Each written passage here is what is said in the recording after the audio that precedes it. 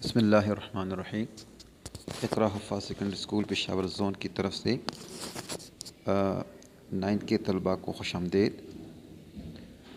आज हमारा online classes में लेक्चर नंबर 4 होगा, जो कि पास्कल प्रिंसिपल पर मुश्तमिल है।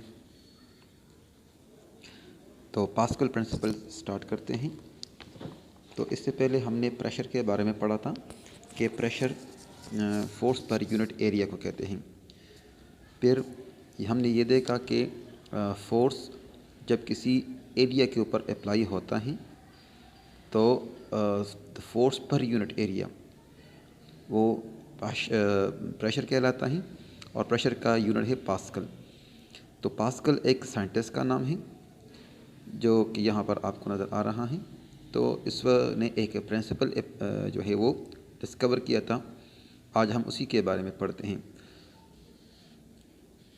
तो पास्कल प्रिंसिपल ये बताता है कि जब आप किसी फ्लूइड के ऊपर प्रेशर अप्लाई करते हैं तो ये फ्लूइड के ऊपर अप्लाइड प्रेशर ये इस फ्लूइड के अंदर हर तरफ, हर डायरेक्शन में, हर पॉइंट के अंदर डिस्ट्रीब्यूट हो जाता है। इसकी मिसाल आपके सामने है कि जब when you pump a bicycle tyre you apply a force on the pump that in turn exert a force on the tire inside the tire। तो जब आप साइकिल के अंदर हवा भरते हैं तो हवा भरने के लिए आप टायर के अंदर फोर्स अप्लाई करके एयर को इसके अंदर इंसर्ट करते हैं। ये एयर आप फोर्स एयर के ऊपर लगाते हैं, एयर इस टायर के अंदर हर तरफ ये फैल जाता है और एक फोर्स अप्लाई करता है, जिसकी वजह से टायर हर तरफ से जो है बराबर सख्त हो जाता है। So the air responds bye pushing not only against the pump but also against the wall of the tyre. तो ये एयर जो है जो आप एयर के टायर के अंदर डालते हैं तो ये एक फ़ोर्स अप्लाई करती है पंप के ऊपर भी। चूँकि आप फोर्स अप्लाई करते हैं तो आपके अगेंस्ट भी एक फ़ोर्स लग रहा होता है, और उस टायर के तमाम दीवारों के ऊपर, वॉल ऑफ द टायर के ऊपर भी यही फोर्स अप्लाई होता है। तो जब ये फोर्स टायर के दीवारों पर लगता है तो दीवार एक एरिया बन जाता है, और हवा का जो फोर्स होगा वो इस एरिया के ऊपर अप्लाई होकर एक प्रेशर डेवलप करता है। So as a result the pressure increase by an equal amount throughout the tire। इस टायर के पूरे जगह पर हर पॉइंट के ऊपर ये प्रेशर जो है ये इंक्रीज़ हो जाता है इक्वल अमाउंट में। ये नहीं कि जहाँ पर आप हवा डाल रहे हैं तो वहाँ पर तो एयर प्रेशर ज़्यादा है, वहाँ पर फोर्स तो ज़्यादा लग रहा है, और ऊपर या दाएं बाएं जो हैं ये एयर प्रेशर कम है। नहीं, बल्कि ये एयर इस टायर के अंदर इक्वल अमाउंट में ये डिस्ट्रीब्यूट हो जाता है, तकसीम हो जाता है।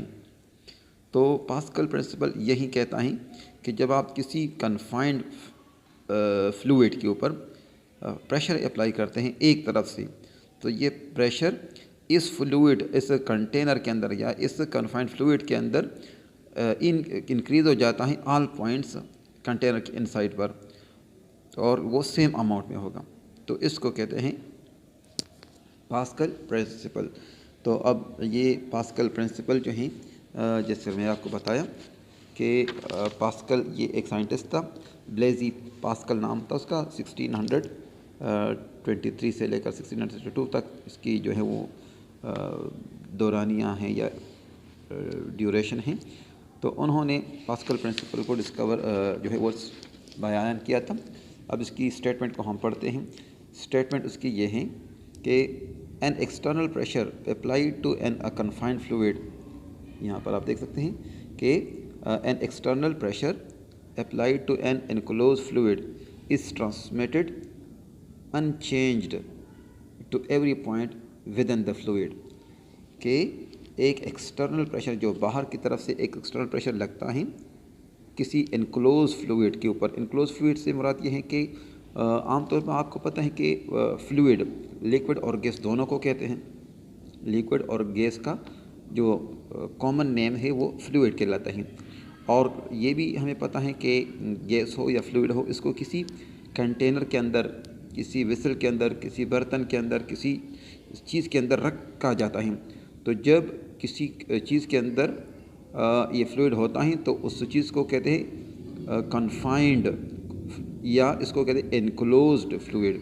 किसी बंद बर्तन के अंदर रखा हुआ फ्लूइड वो इनक्लोज फ्लूइड कहते हैं। तो जब किसी इनक्लोज्ड फ्लूइड के ऊपर एक्सटर्नल प्रेशर अप्लाई होता है तो ये तो ये प्रेशर क्या हो जाता है, इज़ ट्रांसमिटेड, वो ट्रांसमिट हो जाता है अनचेंज, बग़ैर कमोबेशी के, to every point within the fluid, fluid के हर पॉइंट में। तो ये इसकी जो है स्टेटमेंट है कि मसलन यहाँ पर आप देख सकते हैं कि ये एक शीशे का जो है एक फ्लास्क है और उसके अंदर बराबर बराबर जगहों पर जिस तरह सुराखें की गई हैं।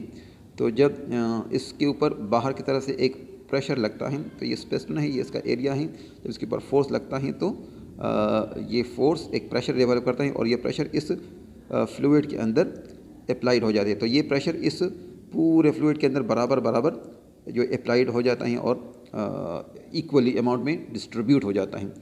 तो हर सुराख से धारे का जो प्रेशर होगा वो सेम होगा। इसका मतलब है कि ये प्रेशर इस फ्लूइड के अंदर इक्वल अमाउंट में डिस्ट्रीब्यूट हो गया है। तो पास्कल प्रिंसिपल यही बताता है कि जब किसी ये अब एक कन्फाइंड फ्लूइड है, किसी बंद बर्तन के अंदर रखा हुआ फ्लूइड है, तो जब इसके ऊपर प्रेशर लगता है तो ये प्रेशर इस फ्लूइड के अंदर हर तरफ डिस्ट्रीब्यूट हो जाता है। तो इसके कई एप्लीकेशन हैं। इसके एप्लीकेशन जो है वो हाइड्रोलिक लिफ्ट हैं, हाइड्रोलिक ब्रेक हैं, हाइड्रोलिक जैक हैं, और भी कई इसके जो हैं एक्सपेरिमेंटली जो है इसका प्रैक्टिकल एप्लीकेशन इसके मौजूद हैं। तो यहाँ पर हम इस classical example of Pascal principle जो है वो हाइड्रोलिक लिफ्ट की कैच करते हैं, जो कि इसकी डायग्रामेटिकल रिप्रेजेंटेशन आपके सामने है। और ये एक्चुअल जो है पिक्चर हैं। आपने देखा होगा कि सर्विस स्टेशंस के अंदर या वर्कशॉप्स के अंदर जो हैं जो भारी गाड़ियाँ हैं, भारी भारी गाड़ियाँ हैं, उन गाड़ियों को एक स्टेज के ऊपर खड़ा करके उसको मामूली फोर्स अप्लाई करके इसको ऊपर उठाया जाता है। अब सवाल ये है कि इतना मामूली फोर्स इतनी ज़्यादा भारी गाड़ी को वो कैसे उठा लेते हैं। तो ये आप कह सकते हैं कि इसके ऊपर जो है पास्कल प्रिंसिपल अप्लाई होता है। तो पास्कल प्रिंसिपल में आप देखते हैं कि ये किस तरह जो है ये एक गाड़ी जो है ये एक मामूली फोर्स से जो है उठ सकती हैं। तो here we see two cylinders, one of cross sectional area A1 and A2। तो यहाँ पर दो सिलेंडर्स हैं, ये एक सिलेंडर नंबर 1 और ये सिलेंडर नंबर 2। इस सिलेंडर का जो क्रॉस सेक्शनल एरिया है ये A1 है और इसका क्रॉस सेक्शनल एरिया A2 है। अच्छा जी, तो आगे कहते हैं कि ये A2 जो है ये A1 से ज़्यादा होता है, A2 A1 से ज़्यादा है, क्योंकि यहाँ पर जो गाड़ी रखी हुई है ये एक वेट है जो फोर्स की शक्ल में इसके ऊपर फोर्स अप्लाई कर रहे हैं। इस पिस्टन एरिया A2 के ऊपर एक फोर्स अप्लाई कर रही है और ये प्रेशर एरिया 1 है और ये पिस्टन के ज़रिए से इसके ऊपर F1 फोर्स अप्लाई हो रहा है। तो ये जो गाड़ी है ये F2 है जो कि W की शक्ल में है और ये F1 है जो कि फोर्स की शक्ल में है। तो यहाँ पर भी एक प्रेशर अप्लाई होता है और यहाँ पर भी एक प्रेशर अप्लाई होता है। तो यहाँ पर चूँकि दो सिलेंडर्स हैं, दोनों का cross sectional area A1 A2 है और A2 एरिया A1 से ग्रेटर है। So the cylinder each of which is fitted with a piston, ये एक मूवेबल पिस्टन के साथ जो है वो मुंसलिक है और इसको जो है एक ट्यूब जो कि किसी सूटेबल फ्लूइड्स से जो है वो भरा गया है, मतलब ये इसके अंदर जो फ्लूइड होता है या कोई जो है ऑयल होगा या कोई लिक्विड हो सकता है जो कि अनकम्प्रेसिबल है।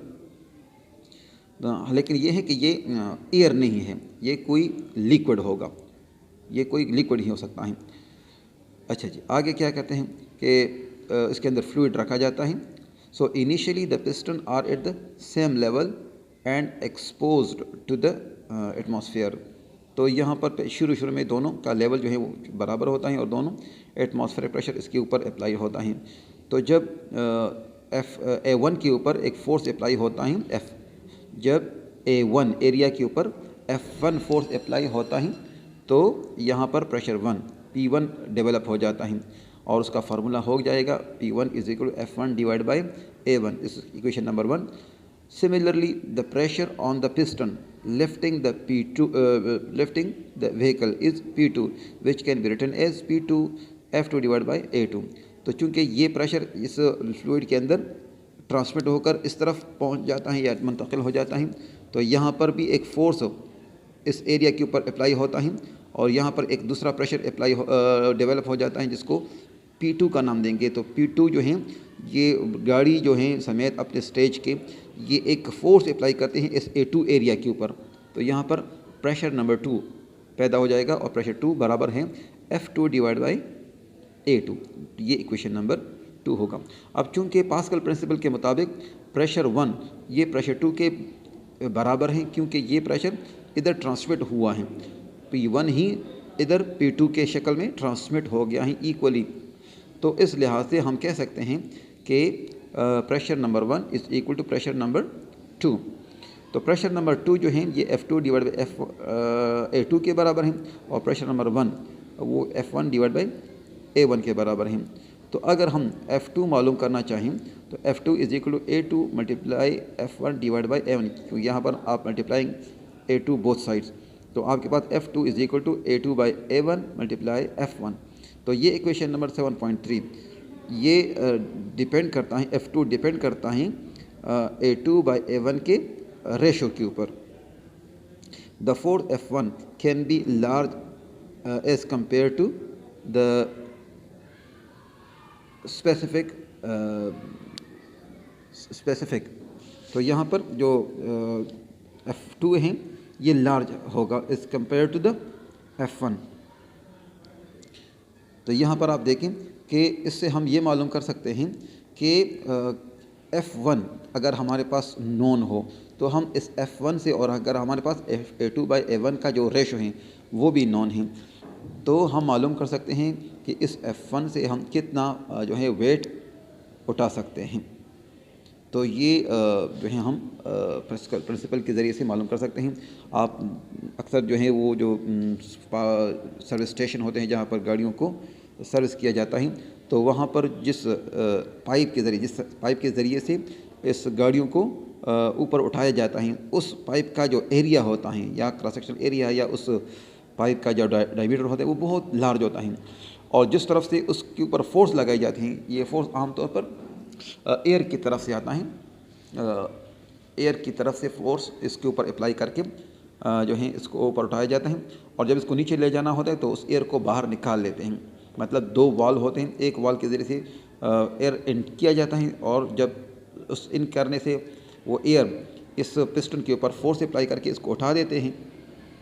फिर जब गाड़ी सर्विस हो जाती है तो जब इसको नीचे ले जाना होता है तो दूसरे वॉल के ज़रिए से, दूसरा वाल होता है, उसके ज़रिए से उस तमाम एयर को बाहर निकाल लेते हैं, और इसकी वजह से वो गाड़ी आराम से जो है नीचे आ जाती है। तो ये पास्कल प्रिंसिपल्स का एप्लीकेशन और उसका जो है स्टेटमेंट था और उसका मैथमेटिकल फॉर्म। ये आप देख सकते हैं कि यहाँ पर ये एरिया कम होता है और ये एरिया ज़्यादा होता है। तो जो प्रेशर इस पिस्टन के ऊपर पैदा होता है वही जो है प्रेशर इसके ऊपर भी पैदा होगा, क्योंकि ये प्रेशर यहाँ पर दोबारा ट्रांसमिट हो जाता है। और पास्कल प्रिंसिपल यही कहता है कि इस पिस्टन पर लगा हुआ जो एक्सटर्नल प्रेशर है वो इस फ्लूइड के अंदर इक्वली डिस्ट्रीब्यूट हो जाता है, इक्वली ट्रांसमिट या ट्रांसफ़र हो जाता है। यहाँ पर जो है हाइड्रोलिक ब्रेक्स हैं, यहाँ पर भी इसी पास्कल प्रिंसिपल्स का उसूल जो है वो इसके ऊपर चलता है कि जब एक हाइड्रोलिक ब्रेक होता है इसके ऊपर जब फोर्स लगता है पेडल के ऊपर, तो ये पेडल इस ब्रेक ऑयल को फोर्स अप्लाई करते हैं और ये ब्रेक ऑयल आगे जाकर यहाँ पर दोनों तरफ जो है इस प्रेशर को ट्रांसमिट करते हैं, और इसकी वजह से ये जो रिम होते हैं या जो ब्रेक शूज़ होते हैं लेदर होते हैं ये इस तरह स्प्रिंग के ज़रिए से कंप्रेस होकर इस रिम को रोक लेते हैं प्रेशर फ्रिक्शन की वजह से, और गाड़ी यानी आपके मामूली फोर्स लगाने से वो गाड़ी रुक जाती है। तो यहाँ पर भी पास्कल प्रिंसिपल का उसूल कारफरमा होता है। उम्मीद है आपको कॉलेज का समझ आ चुका होगा कि पास्कल प्रिंसिपल किस तरह जो है मुख्तलिफ़ मशीनों के अंदर अपना काम कर रहा होता है। तो उम्मीद है आपको लेक्चर समझ आ चुका होगा।